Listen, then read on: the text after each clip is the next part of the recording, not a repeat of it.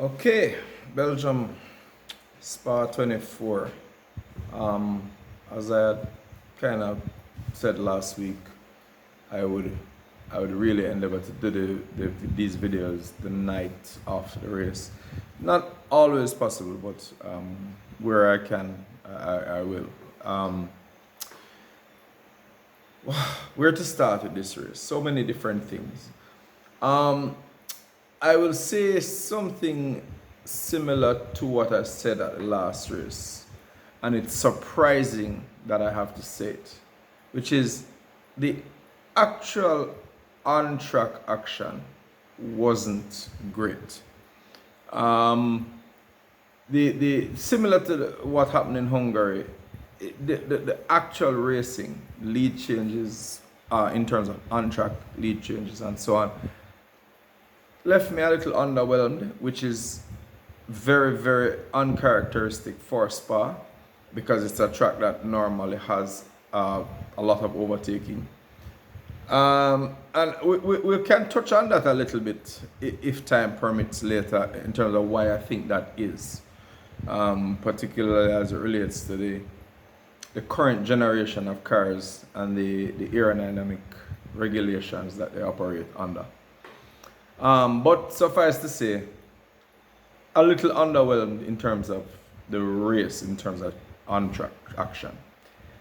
In terms of results and strategy and just unexpected and F1 drama, well, no shortage there, no shortfall. This was a home run, hit out of the park. I should. I'm going to give my views on the race initially as if Russell won it because he won it on track. What happened after with the disqualification we can look at separately.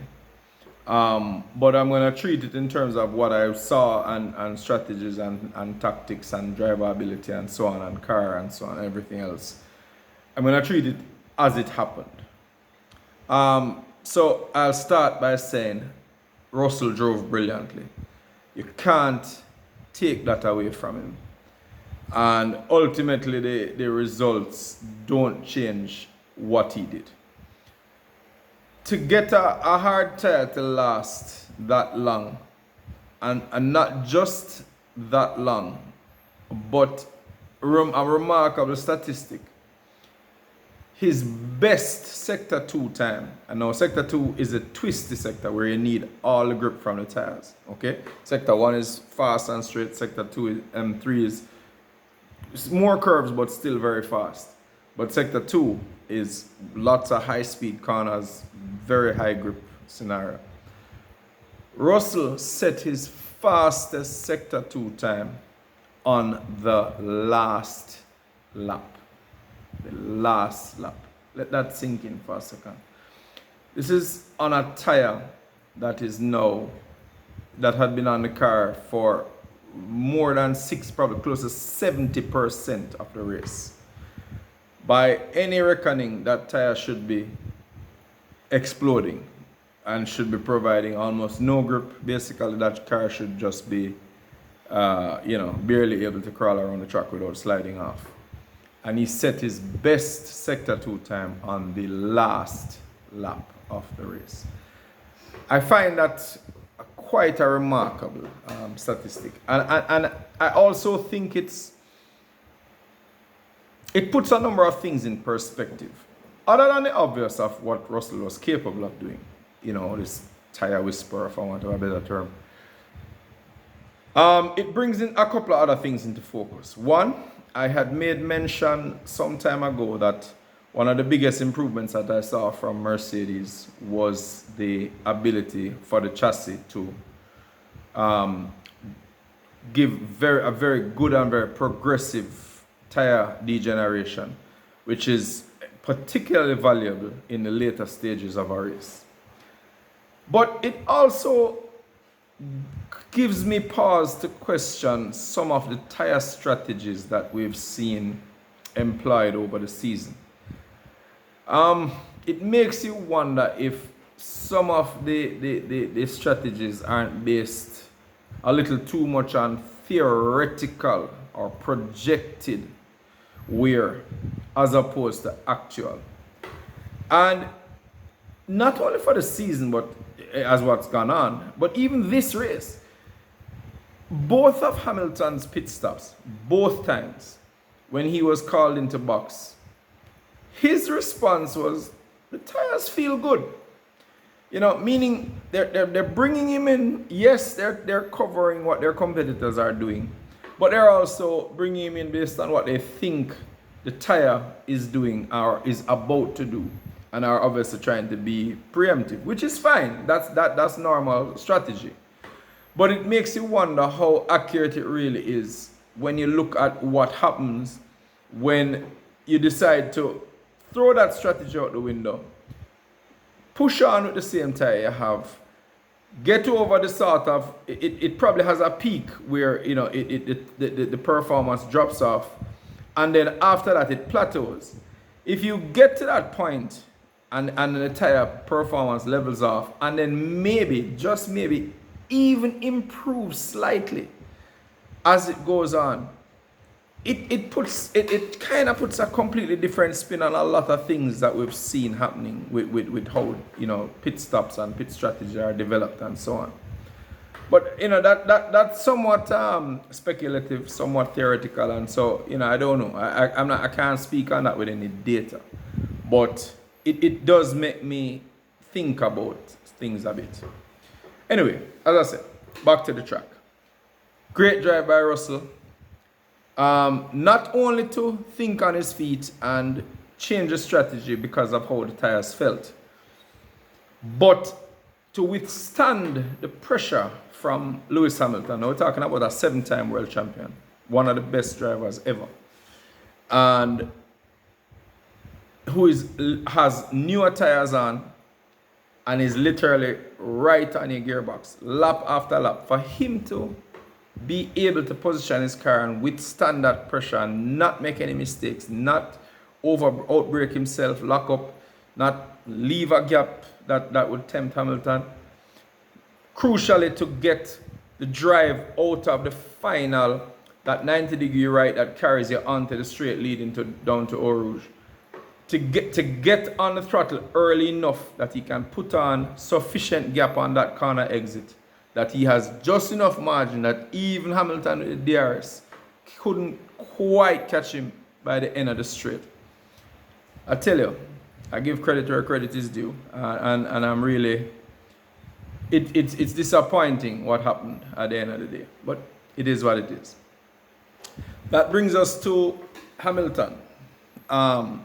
Second on track and then first eventually in the results. Another brilliant drive. Excellent start. Made the right call by attacking Perez early. Had to do that to get on the pace. And then superb tire management. Well judged. And if we take Russell's actions as an anomaly, which they ultimately are in that single pit stop strategy, the reality is that what Hamilton ran was a classic race, meaning the two-stop, the timing, how it penciled out in terms of when he came back out, who he came back out in front of, how the stops were timed. It was a very good race. It's just that Russell threw a spanner in the works by doing something completely left field and upset that by managing to stay ahead. But the reality is the strategy that Hamilton was on and the way how he executed the strategy was correct. And, it paid off, obviously. So, great drive from him. Full credit to Mercedes for what happened with Hamilton. Obviously, with Russell, it's a completely different thing with fuel thing. But as I said, we'll try and get to that at the end. I think that based on what I saw with Mercedes this weekend, they weren't strong on Friday. They made setup changes, which they couldn't show on Saturday because obviously it was wet. And so it was kind of it was an unknown that they were going into on Sunday. But it tells me that whatever they had, the problem they used to have was the simulation when they did the sim runs at the factory and made setup changes on the sim, it wasn't translating to track. They'd often go backward. This time, clearly, they went forward, which means they're getting something right. It means that there's a data correlation that is now making sense, because the changes that they made from Friday, when they were doing poorly, clearly worked, and the car was spectacular on Sunday. And I would argue that at this point, if this trend continues, and it is a trend because we've seen Mercedes improving consistently, if this trend continues, they're gonna kill Ferrari. Ferrari is going to be fourth. There's no way. I don't see Ferrari unless something miraculous happens. Ferrari is not going to be better than Mercedes by the end of the season. I don't see that happening. And so I think it will be quite interesting to see how Mercedes deals with Ferrari as the season progresses. Piastri, very good drive. In fact, I would say that two things occurred with Piastri that perhaps impacted him heavily. One, he spent a lot of time trying to get by Leclerc, and that definitely, one, wasted a lot of his time, but two, used up a lot of his tires.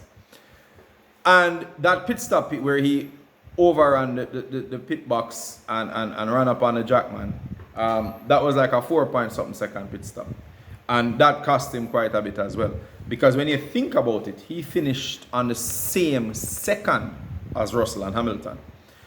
And I would argue that had Hamilton managed to get ahead of Russell, I think that Russell would not have been able to defend against Piastri. Because let's not forget, though Hamilton was catching Russell, Piastri was catching Hamilton. And hence, Piastri was that X amount faster than Russell.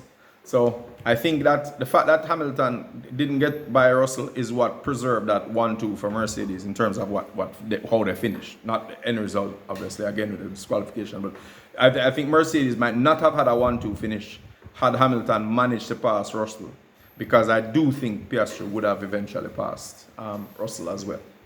So, sometimes things work out that way. Norris. Boy, I am a fan of Norris. I've never, he's a good driver. He's young, he's talented, he's getting better as he goes along.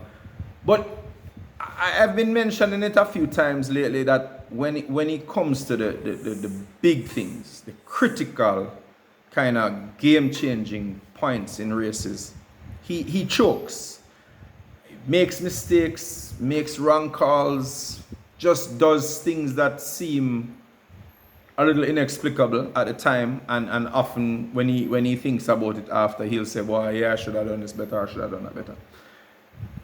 He can't seem to get the start right, because I can tell you that for him, his race was done after the first corner.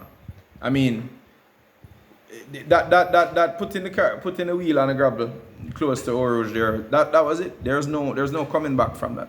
The fact of the matter is that the top 4 teams with the 8 cars that they have are simply too close together at this point in the season for mistakes like that. You're going to be punished. If you make a mistake like that, you're going to be punished. And it's just a harsh reality. Don't watch qualifying gaps. When it comes to race pace, all of these teams are very close. It's a toss-up as to who can win on any given weekend. And the reality is, once Norris made that mistake, he wasn't going to recover from it. And sadly, I've seen that mistake at these crunch times a little too often from Norris. It's a fixable thing. It's probably a learnable thing, a teachable thing, whatever way you want to term it. But it will have to be fixed if he has any aspirations of becoming a world champion at some point. Leclerc. I would say Leclerc drove a solid race, because I don't think this Ferrari is particularly fast. I mean, Sainz is not a slow driver by any means, and you can see that he's struggling with it. It seems to have a lot of understeer in the chassis. I don't know why. Could be track specific because Spa has a lot of these kind of downhill high speed corners which tend to make the cars push at the front. But it seems to be exaggerated on the Ferrari chassis. So I think Leclerc drove a very, very good race. What would I say? I think that ultimately, as I had implied with Mercedes, ultimately Ferrari is. You don't want to say they're going backward necessarily, even though they've literally gone backward in terms of the car setup because they're now using an older iteration of their upgrade. But in terms of their performance, it's not necessarily that they're going backward. It's that the others are advancing. Mercedes is advancing considerably. Mind you, they're coming from a lower point, and so their advances will look better. But the fact is, they are advancing. McLaren is advancing exponentially. And when you're faced with that type of competition, and Red Bull, even though they're not necessarily advancing, they were already far ahead. When you're facing that type of competition, if you are not also advancing, if you're just staying at your level, so you're not getting worse, but in effect on track, you are getting worse because those people around you are getting faster and they're going to leave you further and further behind. If Ferrari doesn't make improvements and make changes, it's just going to be more of the same. And as I've been watching this sport probably 40 years now, I don't hold much hope. It can happen. Vasseur, as I said, is a guy I think is capable, but I just think there's just so much internal politics in Ferrari that Vasseur is like, I don't know if you people are familiar with Greek mythology, and it's the Sisyphus is his name, I think, or Sisyphus, whatever his name is, that's pushing this rock up a hill, and he keeps having to go up, push the rock up the hill, push the rock up the hill. You get the feeling that Vasseur is just literally pushing a rock up the Ferrari hill. I don't know if he's going to make any progress with these guys, and I think he's just going to frustrate any driver that comes there. And ultimately, that's where Hamilton is heading. I said this recently that when you look at what Mercedes is doing now and what Ferrari is doing now, I don't care what anybody wants to say, Hamilton is thinking. Not that he's going to reverse his decision, but he's thinking. That's my view. Red Bull. Verstappen, I think, drove well. I mean, moving from 11th to what was it, 5th and then now 4th is still great. When you're looking at, again, remember, the higher up you go in the field, is the harder it is to pass. And so to reach there is still an achievement. So, and in terms of the championship, I think he's extended his lead because he's managed to finish ahead of Norris, which I suspect was just ultimately their goal. I don't think Red Bull genuinely harbored ambitions of winning this race. I think they know the level of competition that's there now, and I think they know that their development is that they're a little bit behind the 8 ball in the development curve. So I don't think they had a realistic expectation of winning the race, unless it had rained. That would have been a different thing. If they had a wet race where their setup was biased towards, I think that probably would have been different. But in the dry, I don't think they had a realistic expectation of winning. I think what they wanted is what they got, which is Verstappen finishing ahead of Norris and hence extending his championship. I would say that what happened with Verstappen goes back to what I said at the beginning of the video about the cars and the DRS and the inability to pass in dirty air when they get close, especially in the higher speed corners. I think that there are fundamental issues there, and that's not going to be solvable till 26 when the new regulations come in. So it is what it is. But I think he did well in the circumstance. Perez now is the polar opposite. Perez moved from 2nd to 8th. I cannot help but think that this is the end for Perez. And even though I think it should be the end, obviously it's not something I'm celebrating because I don't think Perez is a bad guy. And I don't even think Perez is a bad driver. I think he's just lost the plot, and he's gonna hurt Red Bull bad. You see here that McLaren again had both cars in the finishing in the points, and they've closed up the gap a little closer to Red Bull. Not as bad. The damage could have been worse, obviously, because they didn't finish as high up as they probably wanted it with both cars. But still, they definitely finished better than Red Bull and are closing the gap. And if Red Bull doesn't stem that trend, they're going to be in trouble. This is a long season. McLaren has a lot of opportunities to make up that gap. There's just no excuses at this point. He has to go, plain and simple. A little further down the field, Alonso finishing the points, not bad. Ocon, Albon, both did pretty well as well. V-Carbon has, I wasn't impressed. I don't know what was going on there. They seemed to be floundering. I don't know if the rain on Saturday, led their setups astray or what, but they just didn't seem to be making any progress. I don't know, not improving and not making much of a difference. I would say that if I was to go through some highlights of this race, ultimately, Russell, brilliant drive, credit where credit is due. I was probably even more impressed with the pressure that he withstood from Hamilton, more than even the strategy call that he made. That drive that I saw towards the end with Hamilton on him, deeply impressive. Not easy to do.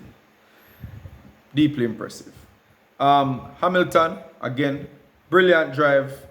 I don't want to say he's let down by strategy, because I think the strategy was right within the context of what was projected and what I think was projected even for Russell. And so I wouldn't say that Hamilton had a bad strategy. Maybe some of his pit boxes, calling him in might have been a little premature. He probably could have done a 2 or 3 laps extra on it, but that's kind of hindsight is always 2020. I would say that the strategy was right for the conditions, and what George did was just an outlier. And so I think Hamilton just drove a really good race, a solid race, and got his just rewards, frankly. And lastly, I'd say Verstappen's run up was good. Could have been better, but I think under the circumstances, it's the best that he could do with the car he had and with the conditions he had. And ultimately, finishing ahead of Norris is what he wanted. And so I think I'd have to say that was a positive on that. Downsides for me, Perez. What else can be said? Just nonsense. Needs to go. And Norris, I think, had a golden opportunity to close up that gap. Here, just like at the last race where Verstappen finished poorly, Norris should have been higher, had the opportunity to close up the gap, didn't take it based on, team orders, but still, it ultimately Norris. And here again, got a good, I actually don't think his start was that bad. He just made mistakes in the corners after. He didn't have a bad start. He's not the greatest of starter, but this start actually wasn't that bad.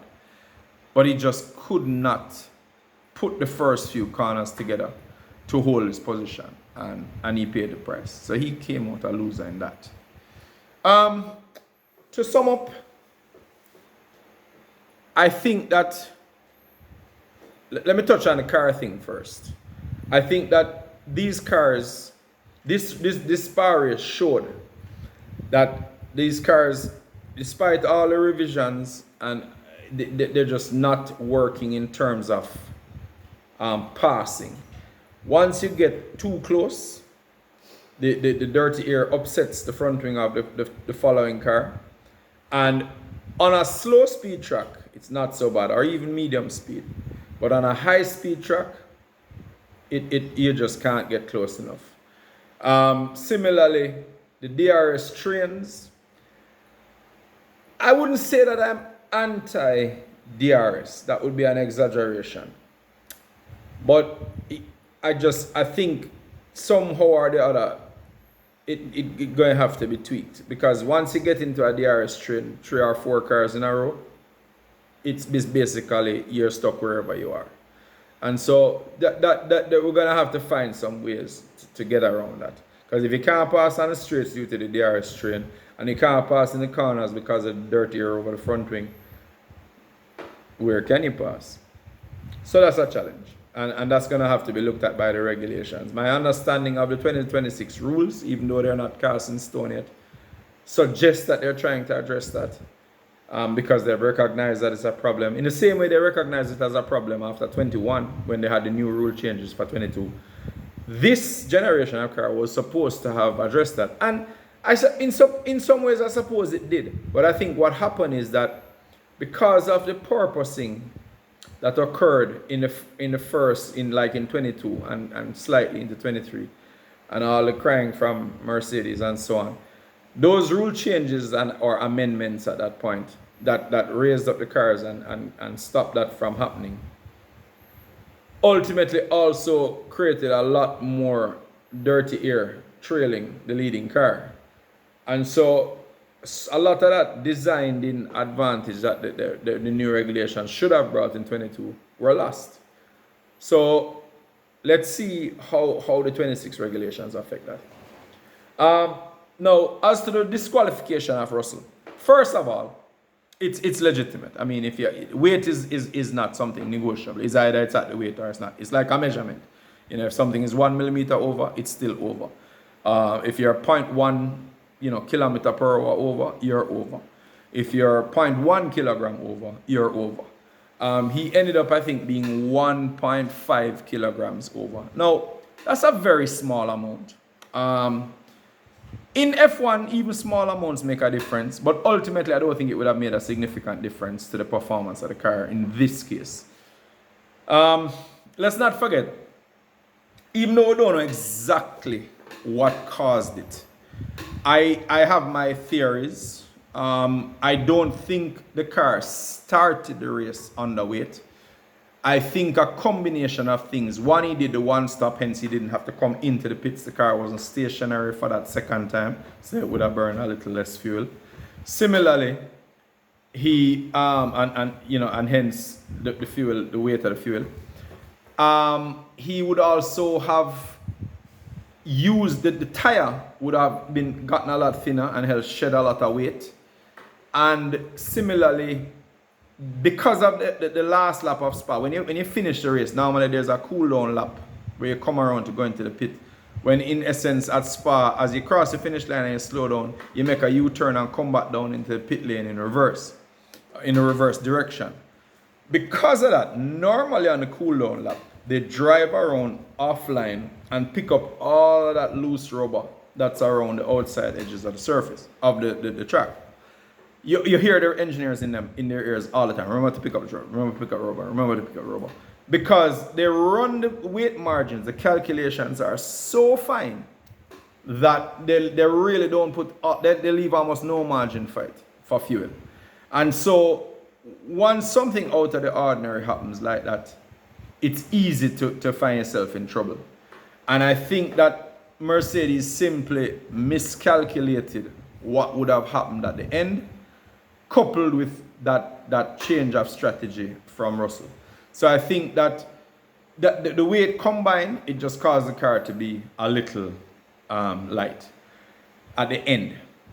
Now, there's something worth mentioning though, and that goes back to a little, I don't want to say skullduggery, but a couple of years ago they had the issue with the plank, them and Ferrari, and they were disqualified. Lo and behold, this time, now it's easy to just gloss over that as an error, and I think it may very well have been an error in terms of what caused the underweight. However, it's interesting to note that when the car came initially to be weighed, Mercedes left some fuel in it, and lo and behold, it met the exact minimum weight.